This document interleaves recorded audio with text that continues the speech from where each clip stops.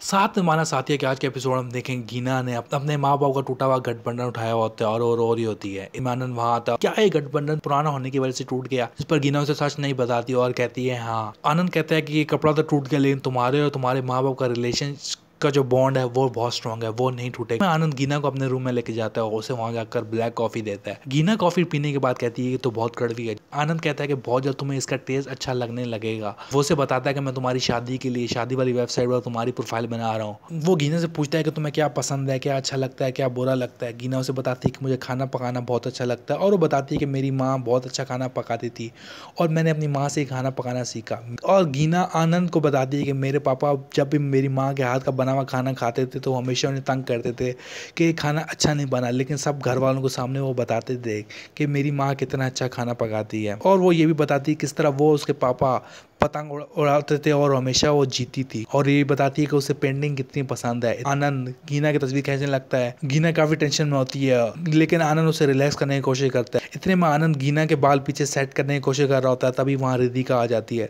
रिधिका कहती है कि मैं सब कुछ बर्दाश्त कर सकती हूँ लेकिन मैं ये कहकर वो रुक जाती है और बाद में स्माइल करती है और कहती है कि मैं ये बर्दाश्त नहीं कर सकती कि तुम गीना की इतनी बुरी तस्वीरें खींचो। इतने वहाँ आती है और गीना की तस्वीरें दिखाता है और वो कहती है कि गीना तो बहुत प्यारी लग रही है। इतने वो तस्वीरें अपलोड कर देते हैं। इतने में गीना वहाँ चली जाती है और वो माता रानी के पास जाकर प्रार्थना करती है कि आनंद और राधिका हमेशा खुश रहें। और उसे इतने में उसे गुरु जी की बात याद आती है कि घर पे बहुत बड़ी प्रॉब्लम आने वाली है और वो खाना जी से प्रार्थना करती है कि ऐसा कुछ ना हो और राधिका और आनंद हमेशा खुश रहें। इतने में हीना मेड अलका पर गुस्सा करती है और कहती है कि तुम किचन में सही से चला करो। और वो कहती है कि गीना की शादी होने वाली है, अब तुम्हें सारे काम तुम्हें खुद ही करने होंगे। अगली सुबह हीमा सागर के लिए ब्रेकफास्ट लेकर जाती और वो सागर से अगले कुछ दिन तुम मेरे करीब भी है तो मैं घर छोड़कर चली जाऊंगी।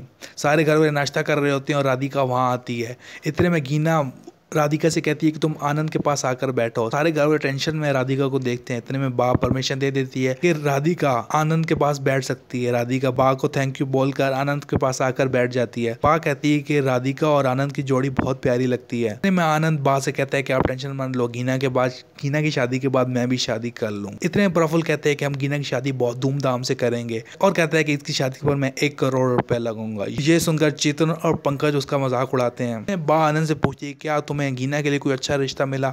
जिस पर आनंद बताता है कि माँ हमने कल ही तो गीना की प्रोफाइल अपलोड की है। इतने में आनंद चेक करता है और उसे एक लड़का पसंद आता है। वो सारे घर वालों को तस्वीर दिखाता है और कहता है कि लड़का सूरत से है और फैमिली भी अच्छी है। बा फोटो देखती है और कहती है कि ये लड़का तो अच्छा लग रहा है।